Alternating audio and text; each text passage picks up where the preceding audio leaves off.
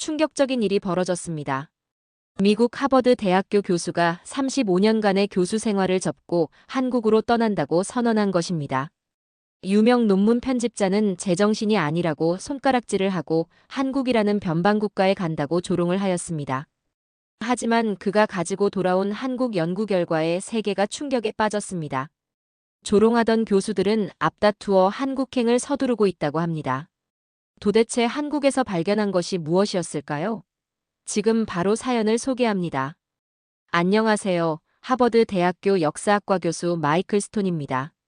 제가 40년간의 교수 생활을 접고 한국으로 떠났던 터무니없는 결정에 대해 이야기해드리고 싶네요.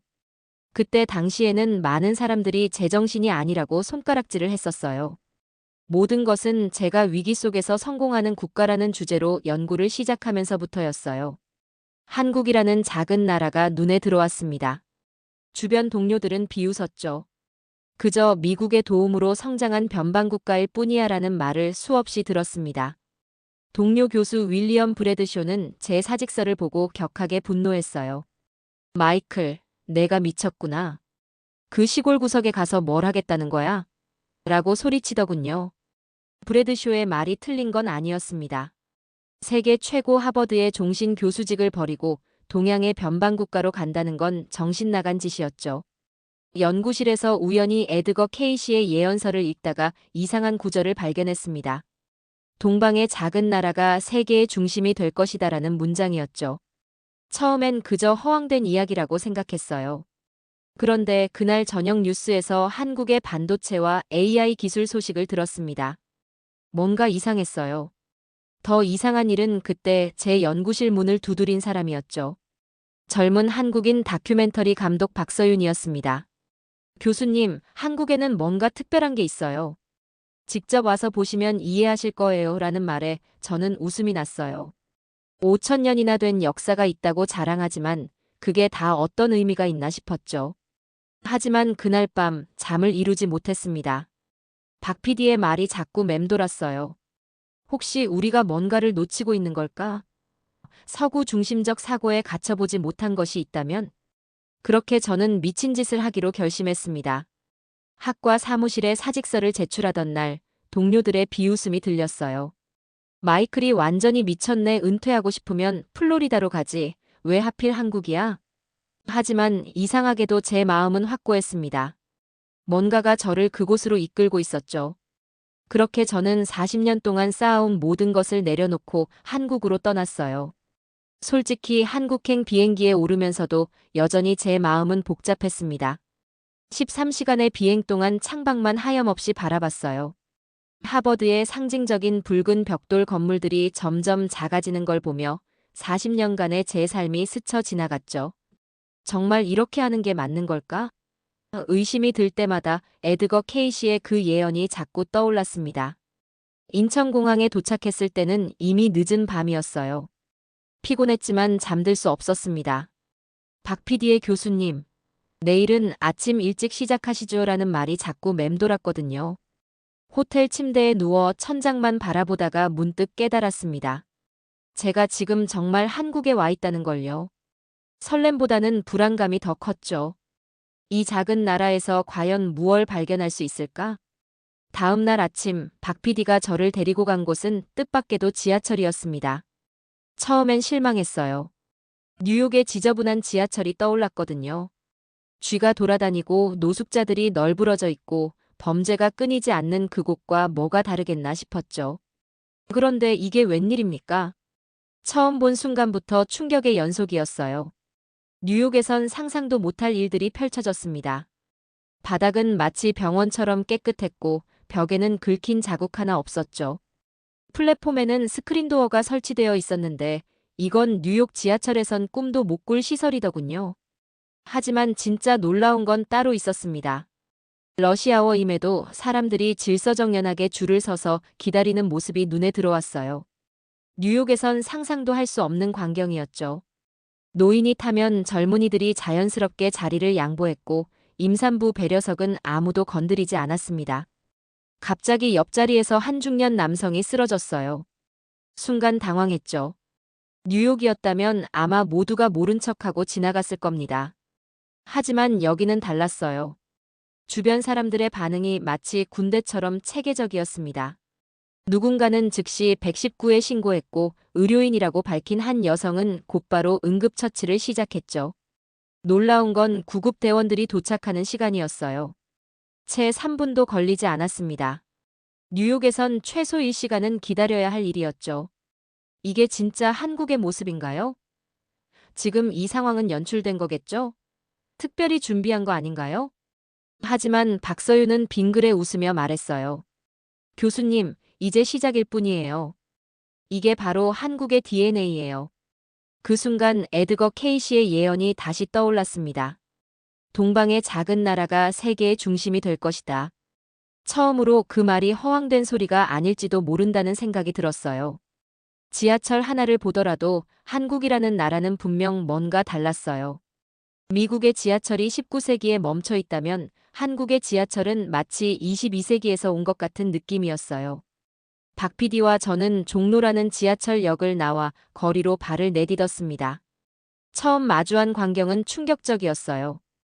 고층 빌딩들 사이로 수없이 많은 디지털 광고판들이 반짝이고 있었고 거리 곳곳에는 첨단 키오스크들이 설치되어 있었죠. 마치 영화 블레이드 러너의 한 장면에 들어온 것 같은 기분이었습니다. 처음 1시간 정도는 그저 복잡한 도시의 일상처럼 보였어요. 뉴욕이나 런던처럼 수많은 사람들이 분주히 오가는 모습이었죠. 하지만 시간이 지날수록 뭔가 다르다는 걸 느끼기 시작했습니다. 뉴욕의 거리가 각자 도생의 정글이라면 서울의 거리는 마치 하나의 생명체처럼 움직이고 있었어요. 횡단보도 앞에서 신호를 기다리는 동안 문득 옆을 보니 한 노인이 지팡이를 짚은 채 서 계셨습니다.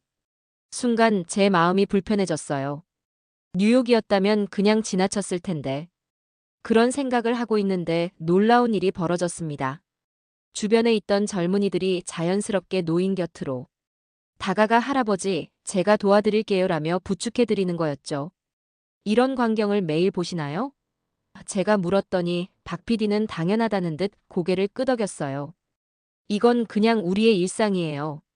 우리는 어릴 때부터 이렇게 배워왔거든요. 그 말을 듣는 순간 제 가슴 한켠이 묘하게 아려왔어요. 우리 미국 사회가 언제부터인가 잃어버린 무언가를 이 작은 나라는 여전히 소중히 간직하고 있다는 생각이 들었거든요. 갑자기 귀를 찢을 듯한 사이렌 소리가 울렸습니다. 구급차였어요. 그런데 더 놀라운 건 그 순간 도로 위의 모든 차들이 마치 하나의 생명체처럼 움직여 길을 비켜주는 모습이었습니다. 뉴욕에서라면 상상도 할 수 없는 광경이었죠. 구급차는 마치 도로 위를 날아가듯 빠르게 지나갔고 그 후에는 다시 일상이 자연스럽게 흘러갔어요. 우리나라는 위기 대응 능력이 특별해요. 5천년의 역사 속에서 수많은 위기를 겪으며 몸에 밴 거죠. 박 PD의 설명을 들으며 저는 깊은 생각에 잠겼습니다. 그동안 제가 얼마나 편협한 시각으로 이 나라를 바라보고 있었는지 부끄러워졌어요. 이건 단순한 경제 성장이나 기술 발전의 문제가 아니었습니다.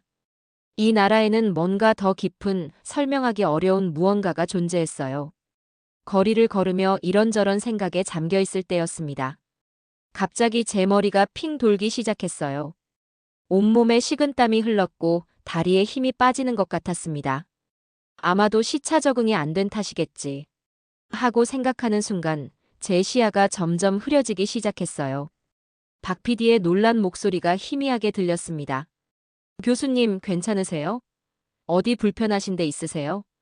대답하려 했지만 목소리가 나오지 않았어요. 쓰러지기 직전 마지막으로 든 생각은 이제 끝났구나. 였죠. 희미한 의식 속에서 눈을 떴을 때 처음 본 것은 하얀 천장이었습니다. 의료기기들의 규칙적인 소리가 귓가에 들려왔어요. 병실이구나 하는 생각이 들자마자 걱정이 밀려왔습니다. 미국의 병원비를 떠올리니 가슴이 덜컥 내려앉더군요.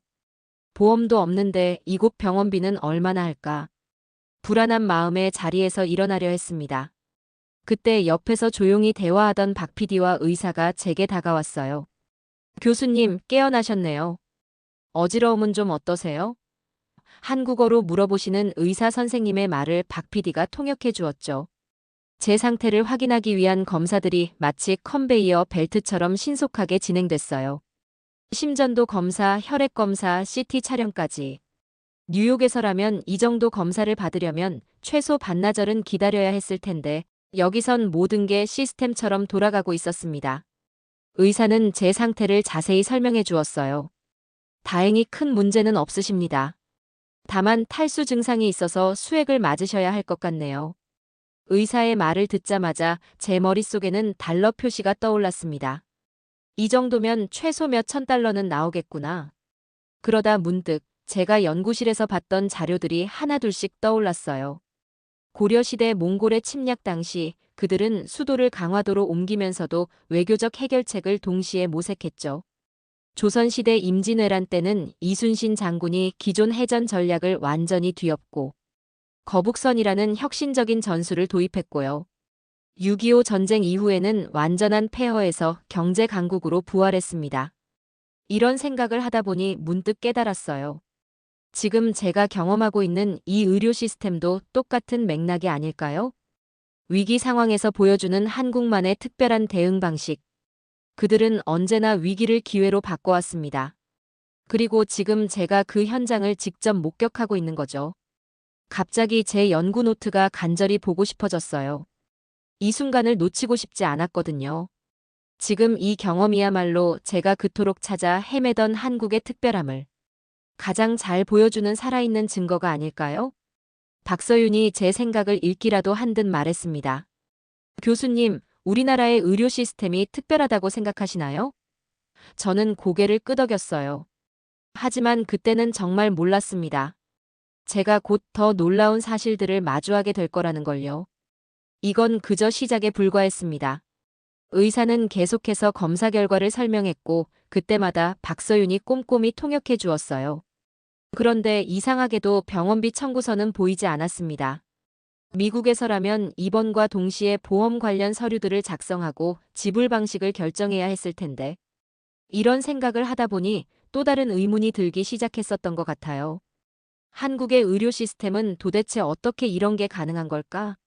그리고 이걸 가능하게 만든 힘은 무엇일까? 침상 위에서 계속 머릿속은 수많은 질문들이 꼬리에 꼬리를 물고 저를 힘들게 했어요. 그리고 또 다른 검사와 치료가 끝나고 누워있는데 김동혁 교수님이라는 분이 제 병실로 찾아오셨어요. 박서윤 씨가 반갑게 인사를 하는 걸 보니 서로 아는 사이인 것 같더라고요. 김동혁 교수님이 제게 영어로 물으시는 거예요. 마이클 교수님, 우리나라 의료 시스템은 어떠세요? 그때 저는 솔직히 병원비 걱정에 얼굴이 하얘져 있었거든요. 그래서 솔직하게 말씀드렸죠. 정말 놀라웠어요. 이렇게 빠르고 체계적인 치료는 처음 받아봤는데 문제는 병원비예요. 미국에서는 이 정도면 집 한 채 값이 나올 텐데. 제가 걱정스러운 표정으로 말씀드리니까 김동혁 교수님이 웃으시더라고요. 교수님, 우리나라는 달라요. 전 국민 의료보험이 있어서 외국인도 적은 돈으로 치료받을 수 있어요. 그러면서 보여주신 영수증을 보고 저는 또 한 번 충격을 받았어요. 응급실 이송비, 각종 검사비, 치료비를 다 합쳐도 200달러가 안 되는 거예요. 믿기지가 않았죠. 미국이었다면, 생각만 해도 아찔해요. 최소 5,000달러는 나왔을 텐데 말이에요. 이게 어떻게 가능한 거죠? 제가 영수증을 들여다보며 물었더니 김동혁 교수님께서 의미심장한 말씀을 해주셨어요. 우리는요, 함께 살아가는 게 중요하다고 생각해요. 돈이 없어서 치료를 못 받는 건 있을 수 없는 일이라고요. 이게 그냥 제도가 아니라 우리의 철학이에요. 그 말씀을 듣는 순간 머릿속에서 뭔가가 탁 하고 맞아떨어지는 느낌이 들었어요. 아까 지하철에서 봤던 장면들이 떠오르더라고요. 노인을 위해 자리를 양보하던 사람들, 쓰러진 사람을 도와주던 시민들, 구급차를 위해 길을 비켜주던 차들. 전부 다 연결되어 있었던 거예요. 간호사 선생님이 제 수액을 체크하러 오셨는데 그분의 태도가 또 놀라웠어요. 마치 자기 가족을 돌보듯 세심하게 살펴보시는 거예요. 미국에서는 상상도 못할 일이었죠. 우리는요, 환자를 그냥 고객으로 생각하지 않아요. 우리 공동체의 일원으로 보는 거죠. 박 PD가 그렇게 설명해 주는데 순간 눈시울이 좀 붉어졌어요. 퇴원하면서 이런 생각이 들더라고요. 이게 단순히 좋은 의료 시스템이 아니구나. 이건 한국이라는 나라의 정신, DNA 같은 거구나. 근데 이상한 점이 있었어요. 다른 나라들은 왜 이런 시스템을 못 만들었을까? 같은 의료 기술을 가지고 있는데 말이에요. 이 의문을 풀기 위해서는 더 깊은 연구가 필요하다는 생각이 들었죠. 그래서 병실을 나오면서 결심했어요. 미국으로 돌아가면 이제는 내가 한국의 놀라운 변화를 기록해야겠다. 귀국 후 연구실에만 있었던 것 같아요. 연구실에서 보낸 날들은 정말 힘들었어요. 제가 한국에서 발견한 특별한 패턴들을 증명하려고 밤낮으로 자료를 찾아보았거든요. 처음엔 막막했죠. 어디서부터 시작해야 할지도 모르겠고. 그러다 문득 떠올랐어요. 고려시대 때 몽골의 침략이 있었을 때였죠. 다른 나라들은 몽골의 압도적인 군사력 앞에서 속수무책이었는데 고려는 달랐어요. 강화도로 수도를 옮기면서 동시에 외교적 해결책도 모색했더라고요. 위기 속에서도 냉철한 판단력을 잃지 않았던 거죠. 그 다음으로 눈에 들어온 건 임진왜란 때의 기록이었습니다. 이순신 장군이 만든 거북선. 처음에는 그저 특이한 배 정도로만 생각했는데 자세히 들여다보니 이게 정말 대단한 거더라고요. 당시 조선의 과학기술로 어떻게 이런 혁신적인 전함을 만들 수 있었을까? 놀라움을 금치 못했죠. 연구를 하면 할수록 더 신기한 패턴이 보이기 시작했어요. 6.25 전쟁 이후의 한국을 보세요. 완전히 폐허가 된 나라였잖아요. 근데 그들은 그 상황을 기회로 삼았어요. 다른 나라들이 100년 넘게 걸려 이룬 산업화를 불과 몇십 년 만에 해낸 거예요. 제가 직접 경험한 의료 시스템도 마찬가지였죠. 위기를 기회로 바꾸는 한국만의 특별한 능력. 이건 분명 우연이 아니었어요. 연구실 벽에 자료들을 하나씩 붙여가면서 점점 더 확신이 들었죠. 그런데 말이에요. 이런 연구를 하고 있을 때 뜻밖의 방문객이 찾아왔어요. 윌리엄 브래드쇼였죠. 그가 제 연구실에 들어오면서 한 말이 아직도 귓가에 생생해요. 마이클, 자네 미쳤나? 한국의 성공이 뭐가 특별하다고 그래? 그냥 운이 좋았던 거야. 과학적으로 설명할 수 없는 걸 연구라고 하면 안 되지. 솔직히 그 말을 들었을 때는 화가 났어요. 하지만 이상하게도 제 확신은 더 커졌죠. 오히려 브래드쇼의 편견이 서구학계가 얼마나 한국을 잘못 이해하고 있는지 보여주는 증거 같았거든요. 그래서 더 열심히 파고들었어요. 매일 밤 늦게까지 자료를 분석하고 패턴을 찾아보고 때로는 박서윤에게 전화해서 확인하기도 했죠. 그러다 결정적인 순간이 왔어요. 제 연구실 벽에 붙어있는 모든 자료들이 하나로 연결되는 순간이었죠. 한국의 역사적 사건들, 문화적 특성들, 현대의 발전상. 이 모든 게 하나의 큰 그림을 그리고 있었어요. 그리고 그 그림은 제가 지금까지 알고 있던 세계사의 패러다임을 완전히 뒤집는 것이었죠. 하지만 이 발견을 증명하는 건 쉽지 않을 거란 걸 알았어요. 브래드쇼 같은 사람들의 반발은 이미 예상했었고, 그런 사람들 때문에 이 일을 멈추기가 싫었어요. 그럴수록 한국에 대한 연구를 세상에 알려야 한다고 생각했어요. 연구 발표를 준비하던 어느 날이었어요. 연구실에서 막 발표 자료를 정리하고 있는데 갑자기 제 이메일로 이상한 메시지가 하나 왔습니다. 발신인은 익명이었는데 내용이 충격적이더라고요. 윌리엄 브래드쇼 교수가 당신의 연구를 방해하려 하고 있습니다. 그는 조작된 데이터로 당신의 발표를 무너뜨리려 해요. 처음에는 별로 신경 쓰지 않으려 했어요. 하지만 그날 저녁 우연히 복도에서 들린 대화가 제 발걸음을 멈추게 했죠. 브래드쇼의 연구실에서 누군가가 이야기하고 있었거든요. 한국의 성공은 운이었다는 걸 증명해야 해. 마이클의 연구는 비과학적이야. 우리가 나서서 막아야 한다고. 순간 가슴이 철렁 내려앉더라고요. 제가 그동안 모아온 자료들, 한국에서의 경험, 그리고 수많은 밤을 새워가며 연구한 결과들. 이 모든 것이 한순간에 무너질 수도 있다는 생각이 들었거든요. 하지만 이상하게도 두렵지는 않았어요. 오히려 더 단단한 결심이 섰달까요? 그래서 바로 데이터 분석팀을 꾸렸습니다. 한국에서 가져온 실제 역사적 자료들, 경제 성장 패턴, 그리고 제가 직접 경험한 의료 시스템의 효율성까지 모든 걸 철저하게 검증하기 시작했죠. 밤샘 작업이 이어졌어요. 커피를 마시며 자료를 검토하다 보면 문득 한국에서의 기억이 떠올랐죠. 지하철에서 만난 사람들, 병원에서 경험한 일들, 거리에서 본 광경들. 그때마다 더 힘이 났어요. 발표 전날 밤, 마지막으로 자료를 검토하면서 생각했습니다. 내가 지금 하는 일이 정말 의미 있는 걸까? 그때 박서윤에게서 문자가 왔어요. 교수님, 힘내세요. 교수님의 연구가 우리나라를 더 잘 이해하는 계기가 될 거예요. 다음 날 아침, 강당은 이미 사람들로 가득 차 있었어요. 브래드쇼도 앞자리에 앉아 있더라고요. 그의 눈빛이 날카로웠지만 저는 더 이상 두렵지 않았습니다. 한국은 단순한 경제 강국이 아닙니다. 이 나라는 새로운 문명의 시작점입니다. 제 발표가 시작되자 강당이 쥐 죽은 듯이 조용해졌어요. 1시간 동안 저는 제가 발견한 모든 것을 설명했습니다. 위기 속에서 길을 찾는 한국만의 특별한 능력, 공동체의 힘으로 불가능을 가능으로 만드는 그들만의 방식. 발표가 끝나고 브래드쇼가 자리에서 일어났어요. 모두가 그의 반박을 기다리고 있었죠. 하지만 그는 한동안 아무 말도 하지 못했습니다. 제가 보여준 데이터와 증거들 앞에서 그의 편견은 힘을 잃었던 거예요. 그날 이후로 많은 것이 변했습니다. 세계의 유수 대학들이 한국학연구소 설립을 검토하기 시작했고, 실리콘밸리의 기업들은 한국과의 협력을 서두르기 시작했죠. 당연하다고 생각했어요.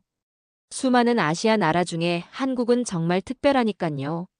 수많은 강연과 러브콜을 뒤로하고 또다시 한국으로 갔어요. 서울 왕십리에 있는 연구소에서 김동혁 교수님과 박 PD를 오랜만에 다시 만났어요. 김동혁 교수님은 여전히 차분하고 지적인 모습이었고 박 PD는 처음 만났을 때처럼 활기찬 미소를 띠고 있었죠. 교수님, 또 오실 줄 알았어요. 연구는 끝나지 않았다고 하셨잖아요. 박 PD의 말에 저는 고개를 끄덕였어요. 정말 그랬거든요. 한국에서 발견한 특별함은 제가 생각했던 것보다 훨씬 더 깊었으니까요. 이번에는 AI 연구팀의 작업실을 방문했는데 정말 놀라운 광경을 목격했어요. 미국의 실리콘밸리에서도 보지 못한 혁신적인 기술들이 개발되고 있었거든요. 더 인상적이었던 건 개발자들의 마인드였습니다. 한 젊은 연구원이 이렇게 말하더라고요. 우리는 단순히 최첨단 기술을 만드는 게 아니에요. 이 기술로 어떻게 하면 더 많은 사람들의 삶을 좋게 만들 수 있을지를 고민하죠. 그 말을 들으면서 제 심장이 쿵쾅거리는 걸 느꼈어요. 스마트시티 개발 프로젝트 팀도 방문했는데 거기서도 같은 철학을 발견할 수 있었어요. 그들은 단순히 미래 도시를 설계하는 게 아니었어요. 모든 시민이 함께 누릴 수 있는 진정한 의미의 공동체를 만들어가고 있었죠. 연구 노트를 펼쳐 새로운 제목을 쓰면서 가슴이 벅차올랐어요. 한국의 문명적 전환점 21세기 인류의 새로운 모델. 이 제목을 적으면서 깨달았죠. 우리가 그동안 얼마나 한국을 잘못 봐왔는지를요. 한국은 이미 우리가 상상하지 못했던 미래를 현실로 만들어가고 있었어요. 김동혁 교수님 말씀처럼 이건 결코 우연이 아니었죠.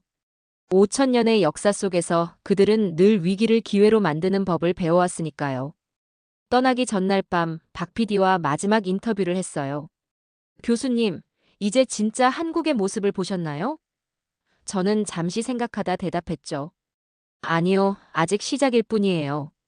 한국은 앞으로도 계속 세상을 놀라게 할 테니까요. 인천공항으로 가는 올림픽대로에서 창밖을 바라봤어요. 새벽녘의 서울 풍경이 마치 미래도시처럼 빛나고 있었죠. 40년 전 이곳은 전쟁의 폐허였다는 게 믿기지 않을 만큼요. 그리고 확신했습니다. 우리가 미처 보지 못했던 새로운 문명의 시작점이 바로 여기 있다는 것을요. 제 연구실 책상 위에는 그때 찍은 사진들이 가득해요. AI 연구소의 젊은 개발자들, 스마트시티 프로젝트 팀의 열정적인 모습들. 이 사진들을 보면서 매일 다짐합니다. 이제는 제가 이 놀라운 변화의 증인이 되어야 한다고요. 한국이 이끌어갈 새로운 시대, 우리는 그 변화의 중심에 서 있는 걸까요? 항상 친절한 한국 사람들이 그리워서 이번 겨울에는 가족들과 함께 휴가로 서울을 갈 예정입니다. 경주도 함께요. 긴 글 끝까지 읽어주셔서 감사합니다. 위기 속에서 더 강해지는 우리나라. 첨단 기술과 따뜻한 인간미가 공존하는 대한민국. 이제는 서구의 학자들조차 우리나라를 주목하고 있다는 사실이 자랑스럽지 않으신가요? 스톤 교수님의 말씀처럼 우리는 이제 새로운 시대의 중심에 서 있습니다. 5천년의 역사가 만들어낸 우리만의 특별함으로 세계를 놀라게 할 대한민국의 이야기, 정말 기대되지 않으신가요?